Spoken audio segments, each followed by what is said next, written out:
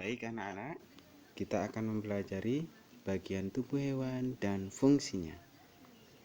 Nah, setiap jenis makhluk hidup itu kan memiliki bentuk dan fungsi tubuh yang berbeda-beda. Ya enggak? Contohnya, capung memiliki bagian tubuh berupa sayap.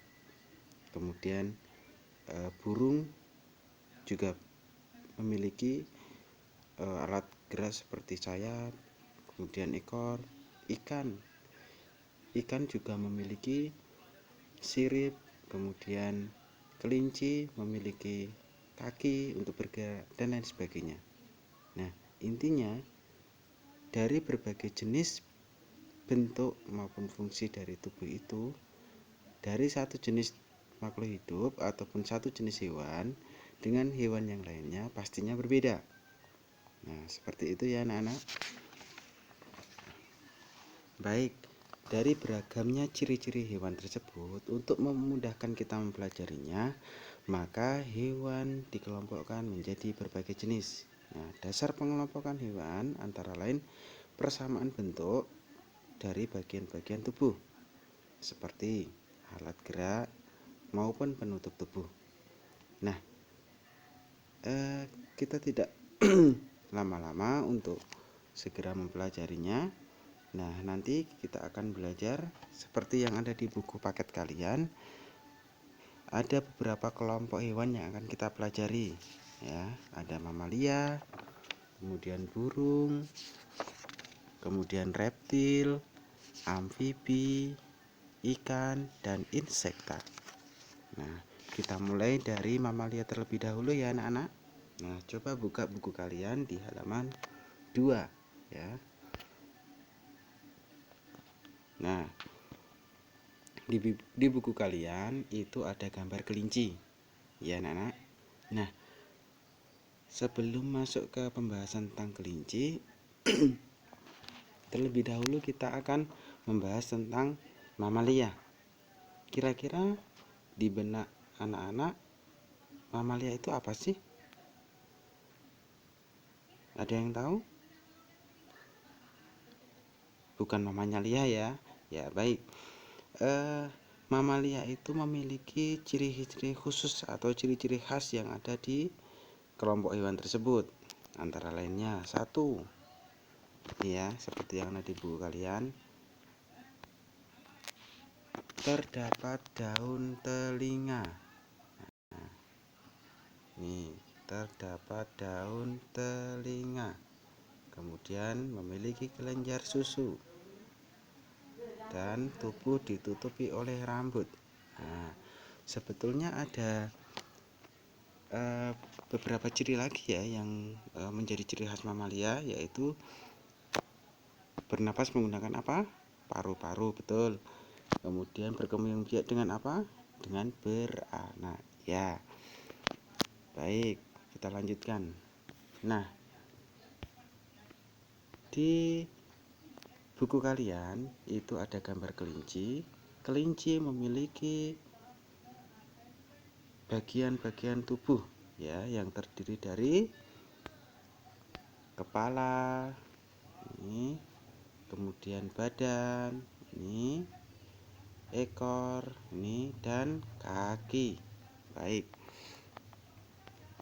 Apakah anak-anak sudah tahu fungsi dari bagian-bagian tubuh kelinci tersebut? Nah, silakan disimak di halaman 3 buku paketnya. Nah, ini kita bahas satu persatu ya, dari bagian kepala terlebih dahulu. Nah, di bagian kepala yang saat lingkari ini ada bagian tubuh yaitu telinga. Nih, telinga. Fungsinya untuk apa anak-anak? Nah, telinga fungsinya untuk mendengar ya. Biasanya kelinci itu bentuknya panjang dan melebar. Kemudian mata. Nah, mata fungsinya untuk apa? Betul, untuk melihat. Kemudian hidung. Nah, ini fungsinya sebagai indera penciuman. Kemudian mulut untuk makan atau memasukkan makanan. Dan yang terakhir dari bagian kepala adalah ada bagian misai. Apa itu misai? Misai itu ini anak-anak. Nih, sebentar ya. Nah, ini misai itu ini. Ini loh, ada rambut-rambut yang ada di pinggir hidung atau mulut ini. Nah, ya seperti ini. Itu adalah misai, ya. Misainya kelinci. Fungsinya untuk apa? Nah, fungsinya untuk mempertajam penciuman dari kelinci. Jadi, dengan misai ini, kelinci terbantu untuk mengendus-endus atau mendeteksi bau makanan ataupun bau benda dengan jarak berapa meter seperti itu. Nah, itu untuk mempertajam penciuman. Baik, itu ya anak-anak yang dari kepala. Kemudian lanjut ke bagian badan. Nah, di bagian badan ada rambut. Nah, rambut kelinci. Nah, ini ya, ini rambut kelinci. Nah, seluruh tubuh dari kelinci ini ditutupi oleh rambut. Rambut ya, bukan bulu. Kalau bulu itu berada di jenis-jenis burung ataupun unggas gitu ya. Nah, kalau di unggas itu bulu, kalau di mamalia seperti kelinci itu adalah rambut. Nah, sebagai penutup tubuhnya. Tentunya juga rambut itu untuk mengatur keseimbangan suhu tubuhnya juga. Kemudian lanjut ke ekor. Nah, ekor dari kelinci itu untuk menjaga keseimbangan. Kemudian selanjutnya kaki. Nah, kaki dari kelinci itu ada dua juga. Yang pertama, kaki bagian depan. Nah, bagian depan ini ya. Kemudian bagian belakang. Nah, ini bagian belakang. Kaki bagian belakang biasanya lebih kuat daripada kaki depan.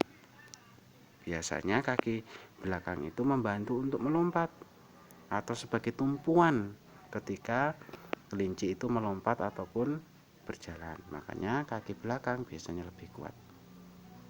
Nah, itu anak-anak bagian-bagian tubuh kelinci yang bisa kita pelajari.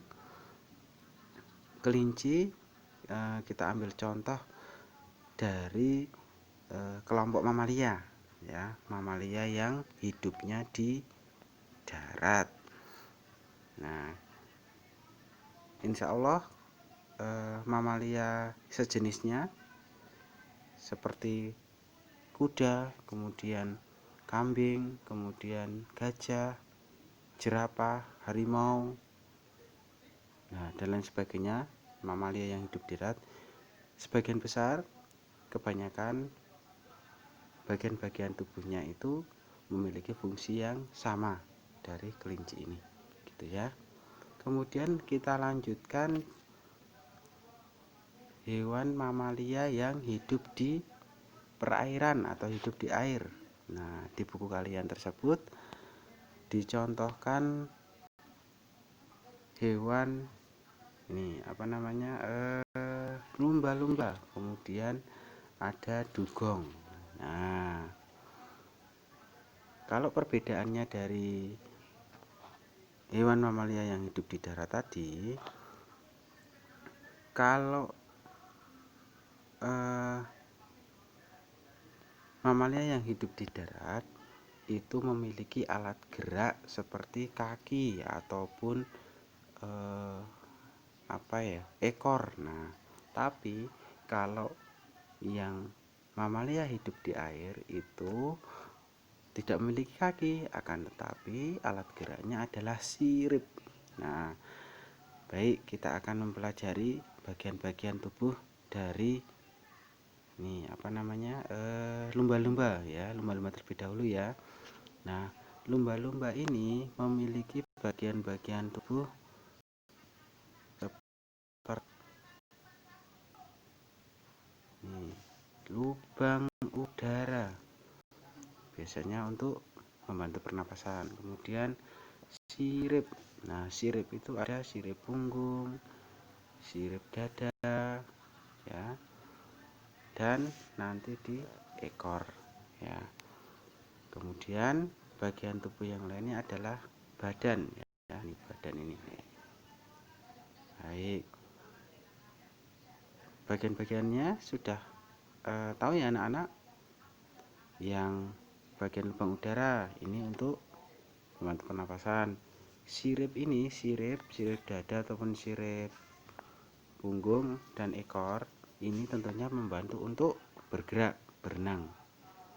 Nah, tahu nggak anak-anak pernah lumba-lumba ini bernapas dengan apa?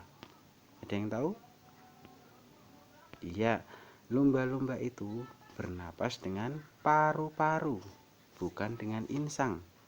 Nah, makanya Ustadz di awal tadi bilang bahwa mamalia itu bernapasnya dengan paru-paru. Nah, jadi lumba-lumba itu termasuk mamalia, bukan ikan, gitu ya. Kemudian lanjut ke dugong. Nah, dugong hampir sama juga, ya, memiliki sirip, tapi biasanya siripnya dugong itu yang paling banyak fungsinya berada di ekor, ya. Bernapasnya juga dengan paru-paru, sama dengan lumba-lumba. Nah, anak-anak bisa mencari info lebih banyak lagi nanti di Google, ya. Dugong itu seperti apa? Nah, silakan anak-anak bisa mencari lebih banyak di Google, ya. Nanti juga bisa Ustadz sampaikan tambahan-tambahan dari fungsi maupun bentuk-bentuk hewan yang lainnya. Lanjut ya.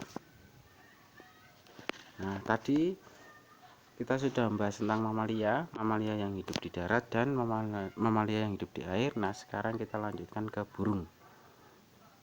Nah, bentuk tubuh dari burung ada beberapa bagian. Yang pertama, paruh, ya. Ini paruh. Kemudian sayap. Nah, sayap ini biasanya sepasang, ya. Kemudian ekor dan kaki. Baik anak-anak, yang pertama dulu dari paruh, ya. Paruh fungsinya untuk apa? Nah, paruh ini tentunya untuk mencari makan. Jadi beberapa burung itu dikelompokkan ataupun diberi nama sesuai dengan jenis makanan dan cara memperolehnya. Nah, kebetulan yang dicontoh ini adalah burung pipit, ya. Dia paruhnya pendek, runcing dan kuat. Nah, burung pipit nanti kita bahas di selanjutnya. Sementara kita mempelajari bagian tubuh dari burung secara umum. Kemudian sayap, ya. Sayap ini fungsinya untuk apa anak-anak? Nah, ya betul, fungsinya untuk terbang, jelas ya. Nah, kaki fungsinya untuk apa? Bisa untuk berenang, bisa untuk berjalan, bertengger ataupun mencengkram, ya. Jadi nanti ada berbagai jenis burung yang dibedakan berdasarkan bentuk kakinya, ya. Ada burung yang bisa berenang, ada burung yang hanya bisa berjalan saja, ada yang burung yang bertengger ataupun mencengkram. Jadi nanti ada berbagai macam jenis burung dibedakan dari kakinya ini. Lanjut, kemudian ekor dari burung ini digunakan untuk menjaga keseimbangan burung ketika dia terbang, ya. Gitu ya. Jadi ada paruh, kemudian sayap, kaki, dan ekor. Gitu anak-anak, secara umum dari bagian tubuh burung. Kita lanjut ya. Kita lanjutkan sebentar. Nah, ini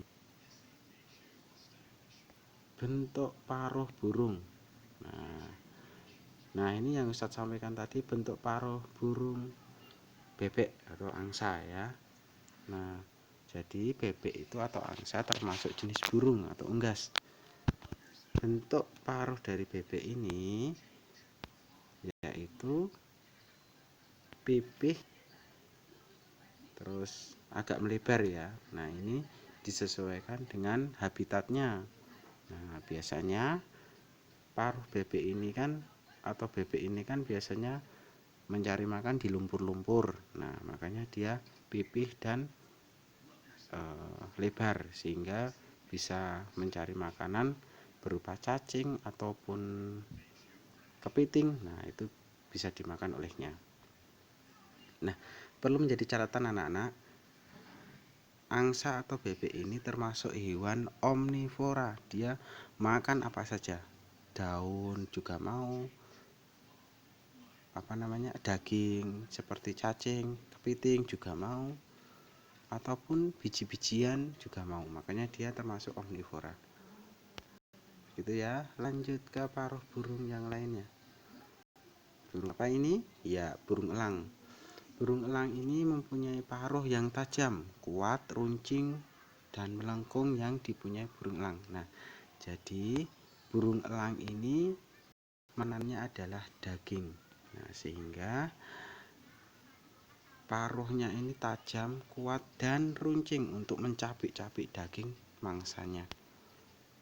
Nah, dan lanjut burung pipit.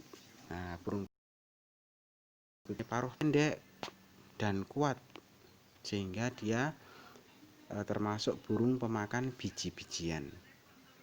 Lanjut burung pelatuk. Nah, burung pelatuk ini mempunyai paruh yang cukup panjang, akan tetapi kuat dan runcing. Fungsinya untuk mematok-matok batang tumbuhan untuk mencari makanan. Makanannya adalah serangga yang ada di batang-batang tumbuhan. Nah, itulah fungsi dari paruh burung pelatuk ya. Kemudian burung pelikan. Nah, burung pelikan ini adalah burung pemakan ikan sehingga dia mempunyai leher yang cukup besar di sini. Ini termasuk bagian dari paruhnya. Paruhnya berkantong ya. Paruhnya berkantong untuk memudahkan dia memakan ikan. Nah, ini adalah burung pelikan.